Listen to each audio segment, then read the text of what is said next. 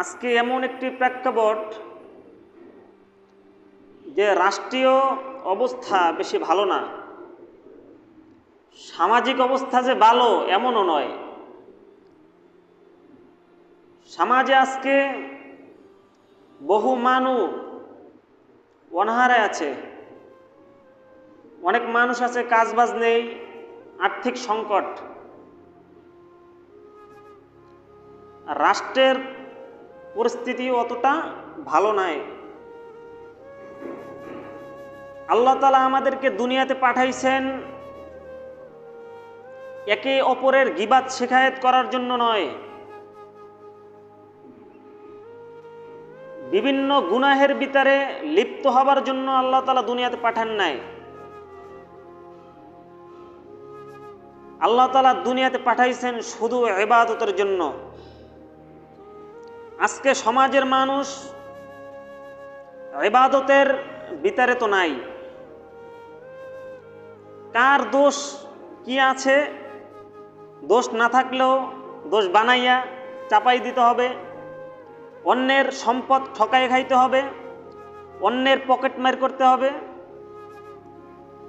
অন্যের বিরুদ্ধে আচরণ করতে হবে। মানে এই ধরনের চিন্তা চেতনাই মানুষ কেমন জানি ডুবে আছে।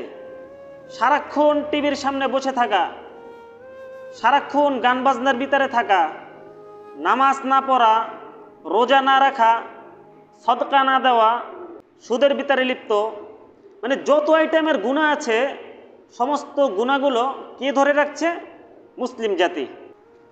কে ধরে রাখছে? সবাই বলেন আমি। কে? আমি। আরেকজন না, আমি নিজেকে নিজে পরিবর্তন করতে হবে। মানুষ আমাকে খারাপ বলুক, অসুবিধা নেই, আছে কি? মানুষ আপনাকে গালি দিক, আপনার বিরুদ্ধে আচরণ করুক, কোনো অসুবিধা নেই। কবি বলেন, সারি দুনিয়া হো মুখালিফ কুছ নেহি লুকসান হে, গম নেহি কুছ ডর নেহি হে, জব রহিম রহমান হে। যে গোটা পৃথিবী আমার বিরুদ্ধে চলে যাক, আমার তাতে কিছু আসে যায় না, যখন আমার প্রভু শুধু আমারই থাকিবে। আল্লাহ তাআলা যদি আমার হয়ে যায়, গোটা পৃথিবীর কারো দরকার আছে? আর কাউকে প্রয়োজন নেই। সম্মানিত হাজিরিন, আজকে আমার আলোচনার টপিক হচ্ছে যে শান্তি প্রতিষ্ঠায় মহানবী সাল্লাল্লাহু আলাইহি ওয়াসাল্লামের ভূমিকা। কিভাবে সমাজে শান্তি প্রতিষ্ঠা হয় জানা দরকার আছে না? তো শান্তি প্রতিষ্ঠায় মহানবী সাল্লাল্লাহু আলাইহি ওয়াসাল্লামের ভূমিকা।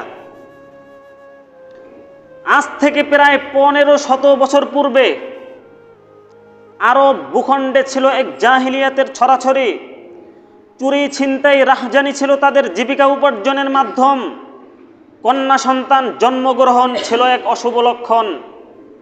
ঠিক এমন সময় শান্তির জোয়ার নিয়ে অশান্তির চূড়ান্ত পতন ঘটিয়ে এ ধারায় আগমন করেন বিশ্বনবী মুহাম্মদুর রাসূলুল্লাহ সাল্লাল্লাহু আলাইহি ওয়াসাল্লাম।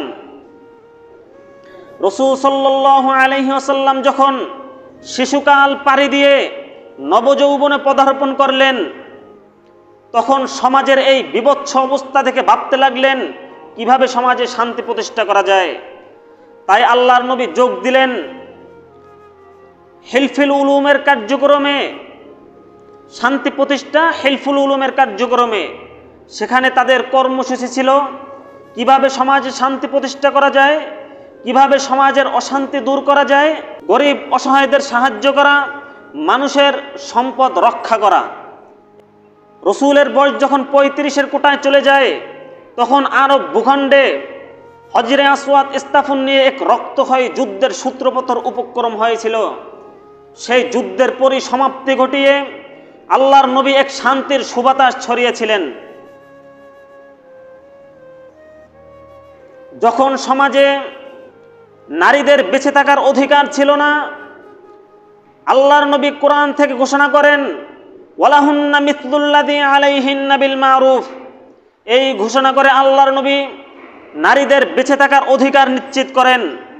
যখন সমাজে মেয়ে সন্তান জন্মগ্রহণ হইলে তাদেরকে জীবন্ত দাফন করে রাখত, আল্লাহর নবী তাদের অধিকার নিশ্চিত করে কোরআন থেকে ঘোষণা করেন, ওয়াইদাল মাউউদাতু সুইলাত বিআইয়ি যামবিন কুতিলাত। নারীদের সংগ্রাম বাঁচানোর জন্য অবৈধ পন্থায় প্রজন্ম বিস্তার থেকে রক্ষা করবার জন্য আল্লাহর নবী কোরআন থেকে ঘোষণা করেন, আয-যানি ওয়াজ-যানিয়াতু ফাজলিদু কুল্লা ওয়াহিদিম মিনহুমা মিয়াতা জালদা। যে জেনা করনেওয়ালা পুরুষ মহিলা যখন জেনা করবে, বিবাহের পূর্বে জেনা করলে তাকে 100 দোররা মারতে হবে। যখন কোনো পুরুষ মহিলা বিবাহের পরে জেনা করবে, বিবাহের পরে জেনায় লিপ্ত হবে, তাকে বুক পর্যন্ত ঘেরে তার রক্ত মাংস বাতাসের সাথে মিটিয়ে দিতে হবে পাথর নিক্ষেপ করে।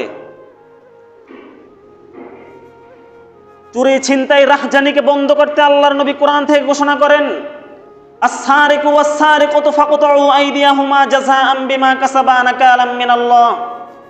চুরি করনেওয়ালা পুরুষ মহিলা যখন চুরি করবে তার হাত কেটে দিতে হবে।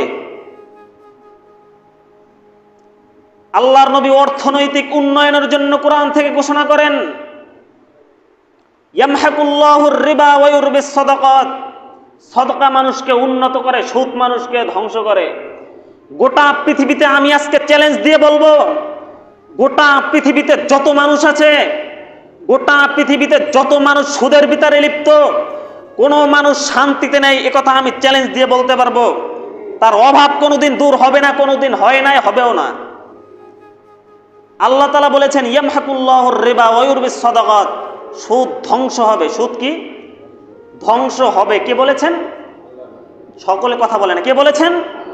আল্লাহ বলেছেন সুদ ধ্বংস হবে, সদকা উন্নত করবে। আমরা দেখি সুদ খেলে লাভ, সদকা করলে লস মনে হয়, মূলত নয়। যত দান সদকা করবেন আল্লাহ তাআলা সম্পদ বাড়াইয়ে দিবে।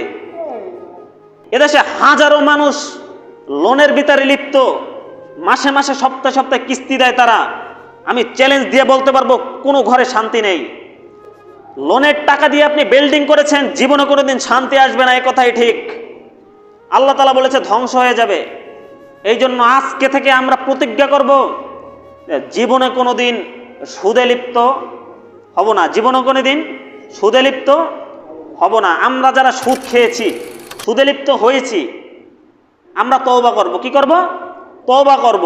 পরবর্তীতে সুদে লিপ্ত আর কোনোদিন হব না। রাত্র যখন অর্ধেক হয়ে যায়, আসমানের সমস্ত দরওয়াজাগুলো খুলে যায়, তখন আপনি রাত্রবেলা আল্লাহর কাছে তওবা করতে হবে। সম্মানিত হাজিরিন, আমি যে কথা বলেছিলাম শান্তি প্রতিষ্ঠা মহানবী সাল্লাল্লাহু আলাইহি ওয়াসাল্লামের ভূমিকা। আল্লাহর নবী অন্যায় অনাচার অবিচার দূর করে মানুষের অধিকার নিশ্চিত করে কোরআন থেকে এক একটা আয়াত পেশ করেছেন। তাই তো আমি আজকে বলবো, আপনি যদি শান্তি চান আল্লাহর নবীর মানহাজকে গ্রহণ করতে হবে। আপনি যদি শান্তি চান আল্লাহর নবীর মানহাজকে গ্রহণ করতেই হবে।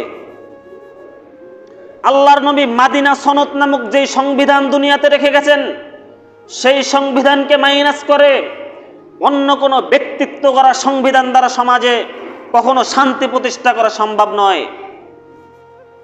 আজকে সমাজে হাজারো কুফরি বিধান মানুষের উপরে চাপিয়ে দিয়ে এরা আজকে শান্তি খুঁজতেছে। রাষ্ট্রীয় একটি বিধান আছে যে সমস্ত ক্ষমতার উৎস জনগণ। জানেন আপনারা? জানেন না? সমস্ত ক্ষমতার উৎসকে আমি বলবো সমস্ত ক্ষমতার উৎস একমাত্র আল্লাহ।